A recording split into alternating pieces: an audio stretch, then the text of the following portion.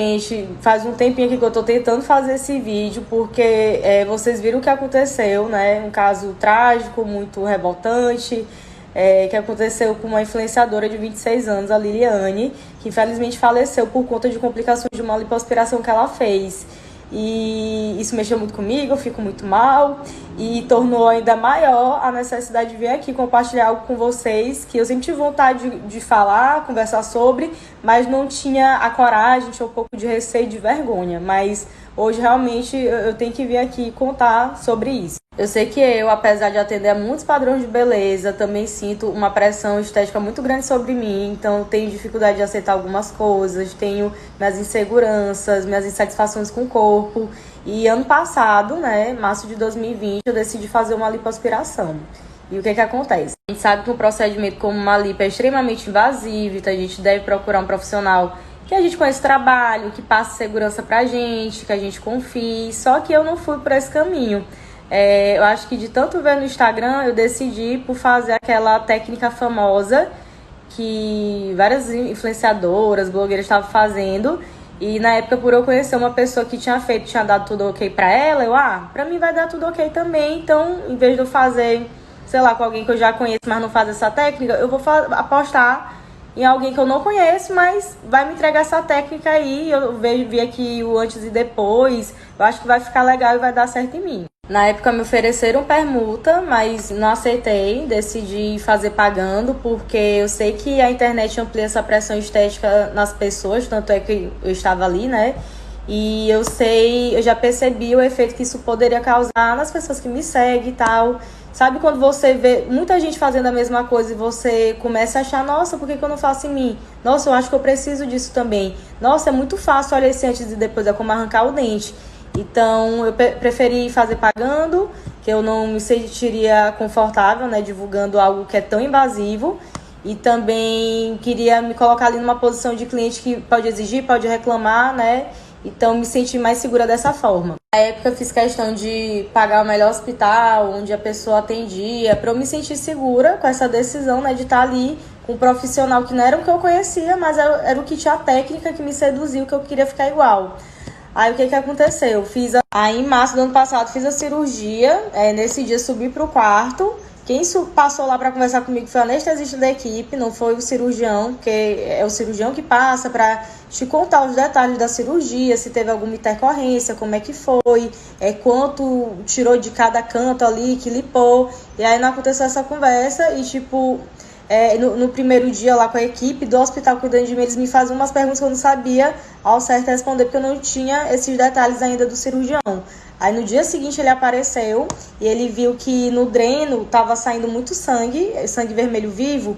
E aí ele falou assim, não vou te dar alta hoje, mas eu tô feliz porque eu tô te vendo corada, tu tá bem e tal. Sendo que eu não tava bem.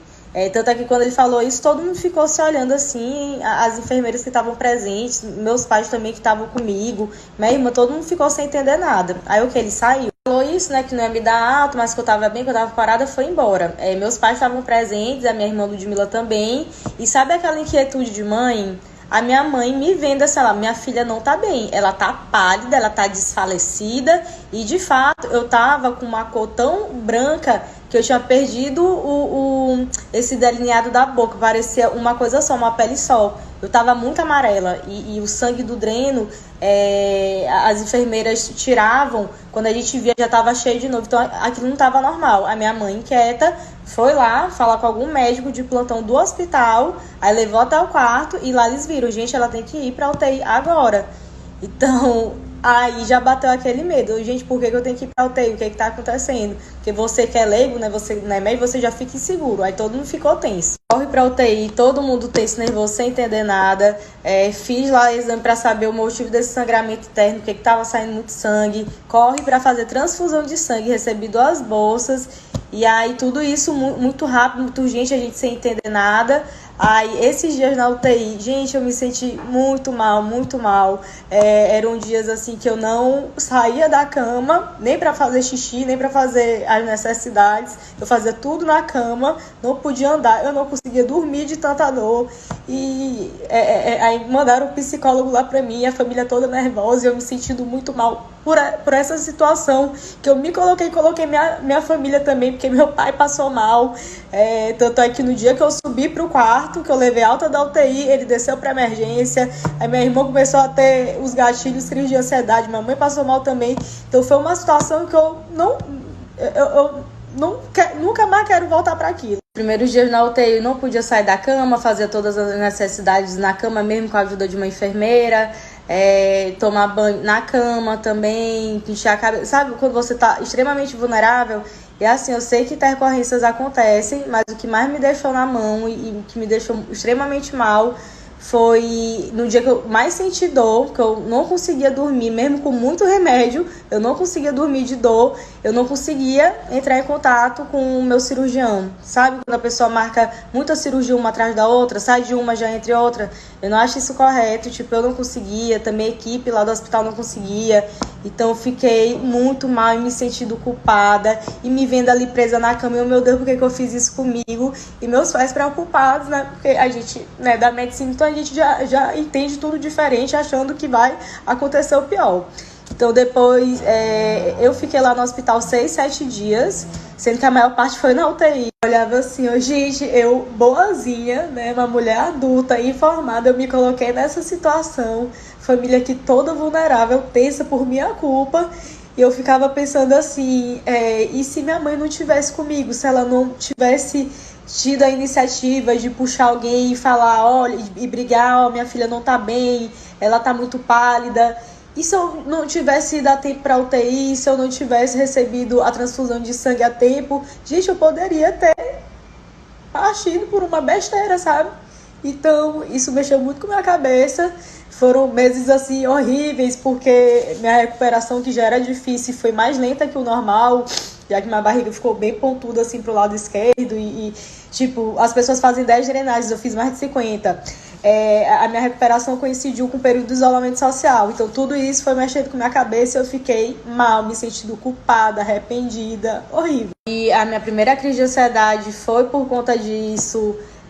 Eu não sabia o que era uma crise de ansiedade. De repente, meu corpo todo dormente, eu achando que eu não estava respirando e com aquele medo. Nossa, horrível, horrível. E todo dia acordava chorando, às vezes eu chorava, eu nem entendi o porquê. Mexeu muito com minha cabeça e eu só fui melhorar mentalmente em agosto. Pra vocês verem como mexe não só com o físico, mas com a sua saúde mental.